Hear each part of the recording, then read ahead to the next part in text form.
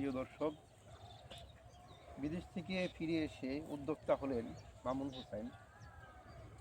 তো আমি আজকে অন্যরকম একটা গল্প শোনাবো যে কীভাবে এই উদ্যোক্তা হলো, বিদেশ থেকে ফিরে এসেও যে ঘরে বসে নেই,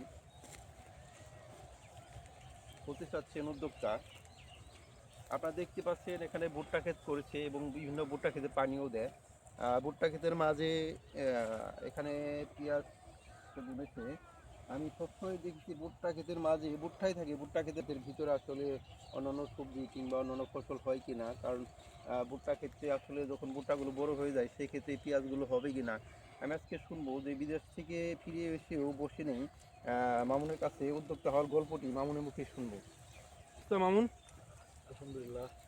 কি করতেছিল এখানে? ভাই, গতকালকে এই জমিতে সেচ দেওয়া হয়েছিল, তো সেচ দেওয়ার পরে অনেক ভুট্টা গাছ বাঁকা হয়ে গেছে, হেলে গেছে, এগুলো ঠিক করার জন্য আসছি।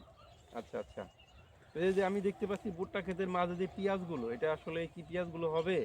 আর আমি তো জানি যে ভুট্টা ক্ষেতের মাঝে আসলে পেঁয়াজ কিংবা তুমি ওই পাশে দেখলাম আলু হয়তো লাগিয়েছো, এগুলো কি হবে আদৌ?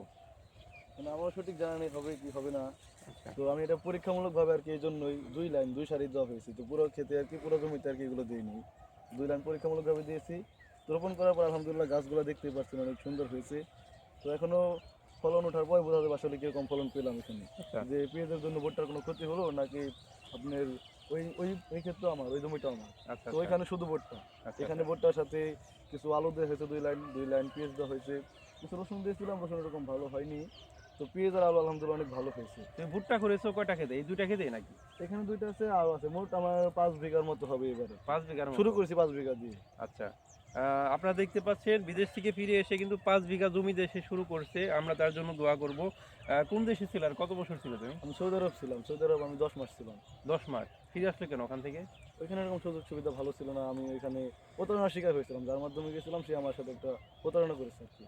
আমার ওইখানে অনেক অনেক কিছু ঘটেছে, ওইখানে আমার তার সাথে কন্ট্যাক্ট ছিল, ওইখান থেকে আমাকে ইউরোপে নিবে। কিন্তু বাট আমি সৌদি আরবে যাওয়ার পরেই ওইখানে আমার কোনো আকামা ছিল না, কোনো কাগজপত্র, কোনো ডকুমেন্টসই ছিল না, যে কারণে আমার ফিরে আসতে বাধ্য বাধ্য হয়েছে আর কি। ওইখানে আমি প্রতারণার শিকার হয়েছি। আচ্ছা, তার মানে প্রিয় দর্শক, আপনারা দেখতে পাচ্ছেন হচ্ছে তাকে ইউরোপের ফাঁদে ফেলে তাকে বলেছিল যে ইউরোপ নিয়ে যাবে, আর ইউরোপের ফাঁদে ফেলেই কিন্তু তাকে সৌদি আরব নিয়ে গেছে। এমনকি সে ইউরোপেও যেতে পারেনি, সেখান থেকে কিন্তু ঘুরে আসতে হয়েছে। আপনাদের বলবো, আপনারা কেউ এরকম প্রতারণার শিকার হবেন না, মামুনের মতো এরকম প্রতারণার শিকার হবেন না। তারপর দেশে এসে এরকম একটা উদ্যোগ নেওয়ার পরিকল্পনা কিভাবে এলো তোমার মাথায়? যাই হোক, আমি হতাশ না, আমার ফ্যামিলি, আমার আব্বা আম্মা সবাই আমাকে অলওয়েজ সবসময় সাপোর্ট করতো অনেক। আমার আসার বিষয়ে তারা অনেক সবাই খুশি আমাকে ফিরে পেয়ে। এক সময় তো আমি দেশে আসতেও পারতেছিলাম না, সৌদি আরবে এত করা নিয়ম হার্ড। তো শেষ পর্যন্ত আমাকে জেল কেটে দেশে আসতে হয়েছে। আচ্ছা তো আমি আসতেও পারতেছিলাম না, পরে আমি আসার পর আমার ফ্যামিলি সবাই অনেক খুশি, আমাকে কখনো হতাশ করে নাই। তারা অলওয়েজ সবসময় আমাকে অনেক সাপোর্ট করে, সাপোর্ট করতেছে। তো এইখানে আমার আব্বা অনেক আগে থেকে কৃষিকাজ করতো, তো আমিও পাশাপাশি করতাম। তো তার ছোটোখাটো ব্যবসা আছে, ব্যবসার পাশাপাশি কৃষিকাজ করতো। তো পরবর্তীতে এগুলো আমাদের আগে থেকেই চাষবাস হতো। আমি আসার আগে এগুলো মানুষের কাছে বর্গা জমি ছিল, আপনার এলাকায় কী বলে আমি জানি না, বর্গা ছিল। তো আমি আসার পর আব্বাকে বললাম যে এই জমিগুলো আমাকে বর্গা থেকে ছুটে মানে আমাকে দাও, আমি এগুলো চাষ করবো। পরবর্তীতে আমাকে দেওয়া হয়েছে, আর পরবর্তীতে আমি এগুলোকে চাষবাস করতেছি এখন। আচ্ছা। আমি তো জানতাম তুমি একজন লেখাপড়া করতা ছাত্র, ভালো হ্যাঁ, ছিলা। আমি কোন পর্যন্ত লেখাপড়া করছিলা? ইন্টার কমপ্লিট করার পরে আমি সৌদি আরবে পাড়ি জমেছিলাম। ইউরোপের পোল্যান্ডের একটা দেশ, পোল্যান্ডের উদ্দেশ্যে আর কি। তো দালালের পাল্টাই করে আমার হয় নাকি, তো আমি ইন্টার পরীক্ষা কি দিয়েছিলা? হ্যাঁ, আমি ইন্টার কমপ্লিট করছি, তারপর আমি এবার অনার্স 3rd ইয়ার স্টুডেন্ট। আচ্ছা, তুমি মানে কি পরিবারের ছোট ছেলে? না, আমি বড়।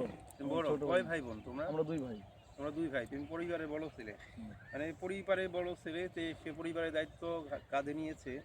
আর আমি সবাইকে বলবো, এরকম ইউরোপের চিন্তা কিংবা হচ্ছে বিভিন্ন লোভে পড়ে কেউ এরকম প্রতারণার শিকার হবেন না। মামুন যেরকম শিকার হয়েছিল, আসলে সে দেশে আসার পর এরকম একটা উদ্যোগ আসলে ঘরে বসে নেই। বিদেশ থেকে এসে অনেকে আসলে হতাশাগ্রস্ত হয়ে যায়। তারা হয়তো কোনো কাজে মন দিতে পারে না। আমি মামুনকে সাধুবাদ জানাই যে এরকম একটা উদ্যোগ নেওয়ার জন্য। আপনারা জানেন কৃষি প্রধান বাংলাদেশ, আর কৃষি কিন্তু আমাদের দেশের আসলে রত্ন, আমি বলবো কৃষি রত্ন। কারণ হচ্ছে আপনারা বিভিন্ন খাতে দেখবেন কৃষি নির্ভর জমি, কৃষি নির্ভর জায়গা থেকে কিন্তু আমাদের বিভিন্ন অর্থকরী ফসল, বিভিন্ন বলেন, এটাই থেকে কিন্তু সবচেয়ে বেশি হয়ে থাকে। আর এখানে বলবো তার ফলন ভালো হোক। এই 5টা ভুট্টা খেতে 5 বিঘা? এখানে তিনটা, এখানে এই দুটো আর একটা। আচ্ছা, আচ্ছা। এখানে আছে আপনার 1.5 বিঘা আছে এখানে, তো আরগুলো আছে ওইখানে, ওইগুলো ভুট্টা বড় হয়ে গেছে, আর আচ্ছা, এখানে আচ্ছা। একটা আছে। এটা হইতে কতদিন লাগবে মোটামুটি ভুট্টা ক্ষেত? এই কতদিন ভুট্টা লাগে? ক্ষেতের বয়স আপনার 1 মাস ওভার।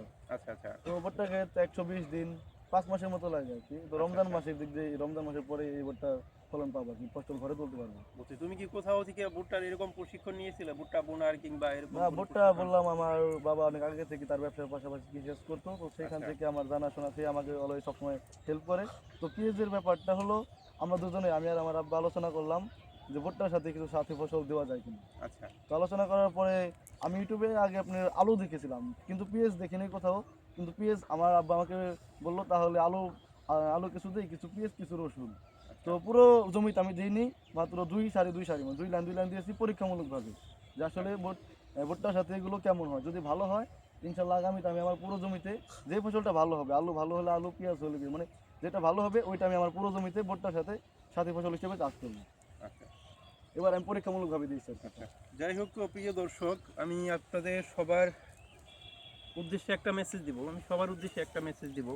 আপনারা কেউ ঘরে বসে না থেকে এই মামুনের মতো উদ্যোক্তা হন, আর কেউ লোভে পড়ে এরকম বিদেশ যাবেন না, আর মামুনের মতো উদ্যোক্তা হন। আর আমি বলবো, উপজেলা যে আপনার কৃষি কর্মকর্তা আছে, উপজেলা যে কৃষি কর্মকর্তা আছে, আমি সবার দৃষ্টি আকর্ষণ করব, এই মামুনের মতো যারা উদ্যোক্তা হতে চায়, আমি বলবো তাদেরকে আপনারা সবাই সহযোগিতা করুন। ধন্যবাদ। মামুনের জন্য শুভকামনা রইল। মামুনের কৃষি সফল হোক, মামুনের যে ভুট্টা বুনেছে কিংবা হচ্ছে যে উদ্যোগ নিয়েছে, মামুনের উদ্যোগ সফল হোক। ধন্যবাদ সবাইকে।